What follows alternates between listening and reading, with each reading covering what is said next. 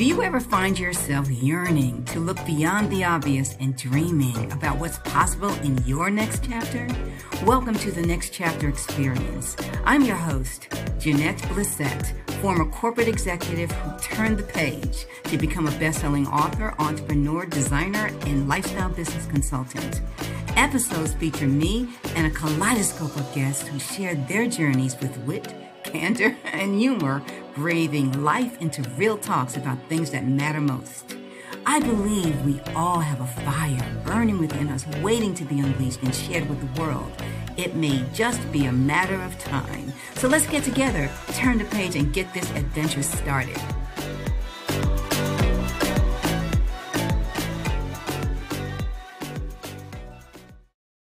Welcome to the Next Chapter Experience. I'm your host, Jeanette Blissett. Today's guest is Julian Hayes II.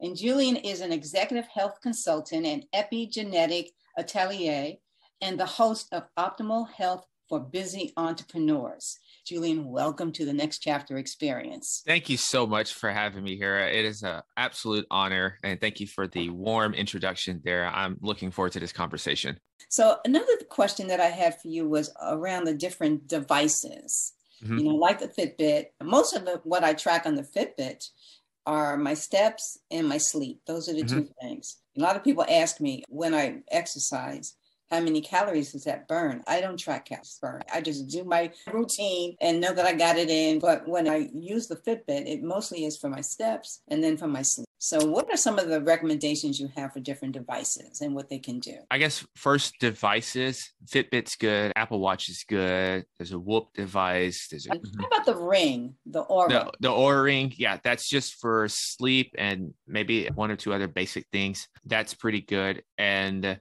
there's something called a BioStrap, and then I mentioned the Garmin's, and those are probably the ones that I would look toward. Depending on your goals and your level of comfortability and love of data kind of dictates which device to get. I agree with you. I'm not really concerned about calories. If anything, I think that's probably one of the least accurate things is calories on these devices and calories even on like a treadmill if you're running on a treadmill. So I don't really pay attention to that much. Now, steps is good. Overall activity levels is good to measure. Like you said, sleep is good. And when you're looking at sleep, you can see the breakdown of sleep. So how much deep sleep did you get? How much REM sleep did you get? How much light sleep did you get? And potentially how many awakenings did you get throughout the night? So you can break that sleep architecture down even more. And heart rate's another good thing to look at. There's something called HRV, which is another good metric to look at. Those are probably the basic ones. And each device is going to have its own way of telling you how recovered and ready you are for the next day. That's another good metric to look at as well. Yeah, I have seen that on the Fitbit, and every now and then they'll say, no, girlfriend, you just need to chill. So I don't know exactly what it's measuring when it tells me, Jeanette, today is going to be a great day. Take it up a notch. Some of those days, I do feel pretty good, but the days when they tell me, no, you can take it easy today, I feel great. Yeah, these things are not 100% accurate just yet. If anything, it's kind of a guide just to give you a little awareness, just to kind of give you a little daily check-in, whereas maybe in the old times, as I call it, you go to a routine checkup for your doctor 1 to 2 times a year. Whereas with these devices, we have a mini routine checkup 365 days out of the year. And so we get a lot of more insight into how our bodies are going to work. Another thing I forgot to mention is our respiratory rates, our different breaths per minute, and blood oxygen levels as well as skin temperature. So you can really get in the weeds with these things. And for me, I look at it as I won't let it dictate my training with what comes up, but unless I'm just severely low and then I know something's up. But I'm pretty good at learning my body and knowing, okay, something's not right, something's up in those regards. And I think that's just something you learn as you get more in tune with your body. So my body is moderately recovered today, which makes sense. I had a pretty intense run and lifting session yesterday. So it should be that. Do I feel as low in the recovery as it tells me? Not necessarily, but these things are accurate enough that it's not too far off. And just because I physically on the outside don't feel any effects in terms like my joints or anything like that, doesn't mean that maybe cellularly and maybe my cardiovascular system that it's a little beat down from the last few days of running and training. Well, today my readiness score is 100. Oh, that's perfect. You can get after it today. Oh, yeah. I actually enjoy exercising. So unlike some people who may have the kind of mindset like, oh, today's Thursday, today's my day, it's Thursday. I don't think that way. I just say, I get to do this today. Mm-hmm. I don't enjoy it. I don't enjoy sleeping. You do not? I do not. I mean, I have to. I think because there's so many things I want to do and learn. So I'm just like, I guess I got to go to sleep. So that's the thing I don't like. I don't like going to sleep. Well, with sleep, it's competitive when it comes to my sleep. I look at it, I'm like, okay, all right, this is my score yesterday. Okay, let's see if I can do a better job today. And when I go to sleep, so I'm actually looking forward to seeing how my day impacts my ability to get at least 7. Yeah, I typically, when it comes to sleep, I typically say, did I at least get 3 hours of combined REM and deep sleep? And those two things together combined, then my quality of sleep is most likely going to be higher than normal. So a few more questions. When you're working with the different clients, do you pay attention to their ages in terms of where they are in their life relative to the type of physical condition they are in or the goals that they have? How do you work with the different age ranges? I look at their chronological age, but it's just chronological age. And I'm more concerned with their biological age. And we can measure that. That's actually one of the tests that I have access to is we will test their chronological age compared to their biological age in both the extrinsic and intrinsic way. So for myself, I'm 35 years old chronologically. Biologically, I'm a shade over 31 years old. So for every 12 months, I'm aging around 9 months right now, and it's decreasing a little bit. And so that's kind of more of the thing I'm looking at. Yes, we'll recognize age, but I think that's the old way of thinking, just that, oh, I'm 50 or I'm 40, so it's supposed to be like this for health for me. So I try to wipe that away as quick as possible and say, hey, just because you're getting older chronologically doesn't mean that you cannot feel and move at a high quality level still. Maybe in certain athletic endeavors, you might not be dunking the basketball or something, or your 40 time might not be as good as it was at 22. But for all intents and purposes, it doesn't make sense to me to expect a decrease in quality of life and movement just because you took another trip around the sun. That just never made sense to me. So I guess to answer that question, I do take age into account, but more importantly, I take their story and how they lived. And that's what a lot of these different tests tell me. This is how you lived. Cool. That's in the past now, but where do we want to go? That's what I'm most concerned with. What kind of future do we want to create? That's all I care about. So just always looking forward and up and never really backing down too much. So is there a way of improving your markers? Absolutely. It's through a lot of it starts with sound nutrition, sound sleep, and then exercising. That's the foundation to everything. And then you can start to add on maybe things such as strategic supplementation or even like peptides and other things out there. But those are never the things that I start with. I always make sure the foundation is there because that's 85 to about 90% of the whole thing. And then that 10%, the 15%, that's really going to put the gasoline on the foundation and make it go even higher. That's where we start strategically adding in these different newer technological modalities and supplementations. With nutrition being the foundation, can be very complicated based on preferences, based on their attitude towards perhaps cooking, preparing meals, eating out. And of course, you have the emotional attachment to certain foods based on backgrounds and stories that people have of their lives. So how do you work with that? You pretty much said a lot of key points there. Your attitudes, your beliefs, and where you're coming from in your background, that's going to dictate a lot of stuff initially. So there's a keto diet, there's carnivore diets, there's Mediterranean style diets, there's island diets, and some have more carbs than others, some have more fats. And so I typically, for myself, I would think, okay, I love carbohydrates. I love potatoes. I love rice. I love to have that in my meals. So would me doing a keto diet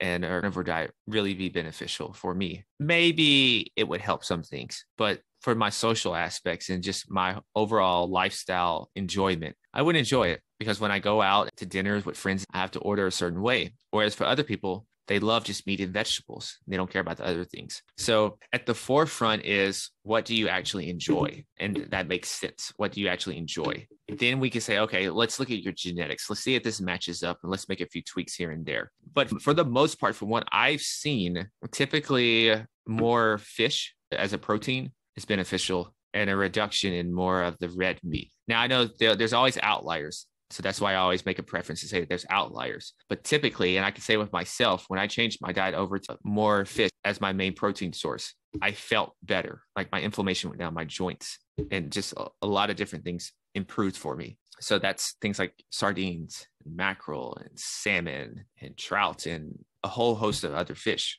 And a lot of those fish that I named right there, because I know sometimes people get worried about mercury. You hear that, is those fishes have a lot more selenium in there than the mercury. So that selenium is going to bind and take care of that mercury. And once again, this is where you go in more detail. We each process mercury differently. So some of us may need to supplement in terms of helping those detox genes and getting that mercury out of our system, where some of us have that self-regulating system that's working fully functionally and fine. But for the most part, getting more omega-3s in our diet is beneficial, because at the culprit of nearly all chronic illnesses is inflammation, whether it's in the brain, whether it's in our joints, our muscles, our gut, it is inflammation for the most part. And probably as you found out with your diet, some of these quote unquote healthy foods cause some of this irritation as well. So that's why I would tell most people to eat plants and vegetables and fruits. But then there's a small subset of people out there who can't tolerate that. And it's actually, when it goes in their system, it's like an enemy for them. And the defenses are going to go up and they're going to have these autoimmune responses. I don't want it to sound confusing. I just want you to keep an open mind. Stick with the traditional things that are typically so-called healthy, but also be mindful of how you're feeling and how you're responding to these foods. And don't just force yourself to eat something just because you think it's healthy. I talk about nutrition, and it's basically, how can I get from, let's say, Nashville to Los Angeles? There's many different ways. I can take a car, I can take a train, I can run, I can walk, I can fly, I can bike, I can motorcycle. There's so many different tools, and they all have the same goal of getting me there. And that's the way I look at nutrition. There's so many different ways of getting to a healthy place, to having these healthy biomarkers with the cholesterol, with the insulin, and so forth. The key is just to have an open mind and to just keep tinkering until you find something that is ideal for you. But also, more importantly, something that blends easily with the rest of your life and is integrated into one. That's very sound advice. In fact, when I did make a transition from eating a lot of meat, which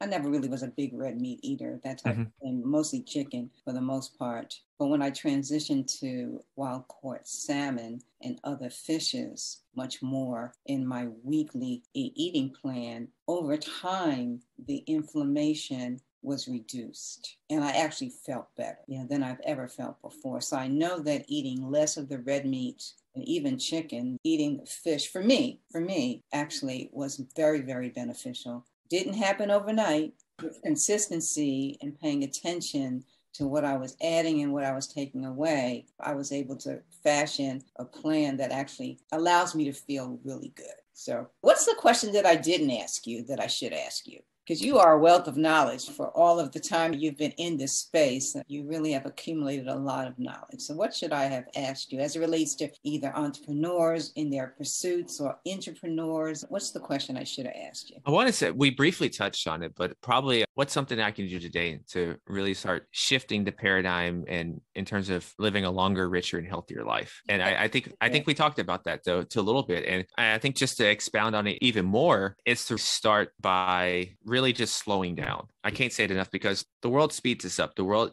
moves so fast now, and there's always constant stimulation now. And it's so easy to just get caught in a very predictable cycle of going throughout our days and just doing things and never really pausing to check in and to say, what direction am I moving in? So I really want to challenge listeners to take a pause and to see the way you're living. What's your definition of optimal health? What does it mean to you? How do you look? How do you move? How are you feeling? And is that current way of living matching up in congruence with that vision that you cast, that standard? And if it's not, it's no biggie, because you made the most important step, which is now you have the awareness, because you can't change anything that you're not aware of. So no matter where you are on that pendulum or how far you feel away from your ultimate standard and vision, you have the awareness now, and now you can take steps to that. And once you have that, just don't overwhelm yourself. Think about, what are maybe one or two simple things that I can start doing that will place me closer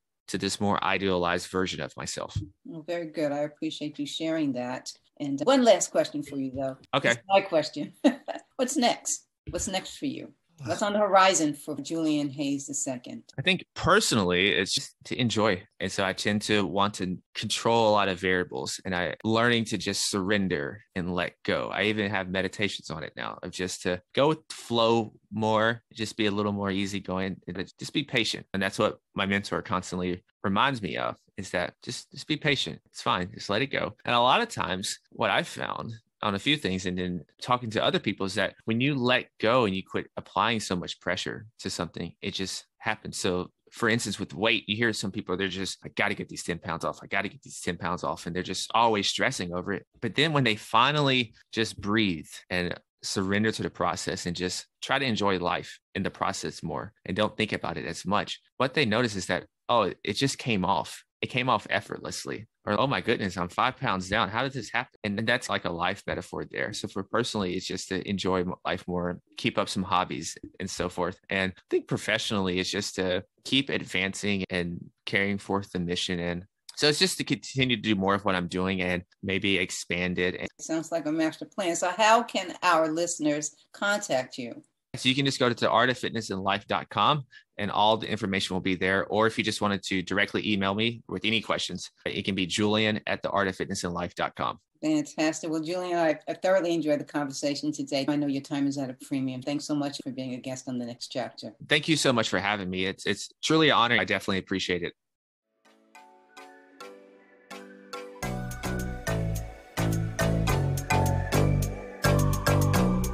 Thank you for tuning in to this episode of the Next Chapter Experience. If you have already subscribed, rated, and left a review, or shared this podcast with a friend, many, many thanks. For questions, comments, or feedback, reach out to me at Jeanette Blissett at nextchapterexperience.com. We'll be back with more conversations, so until then, keep that fire burning.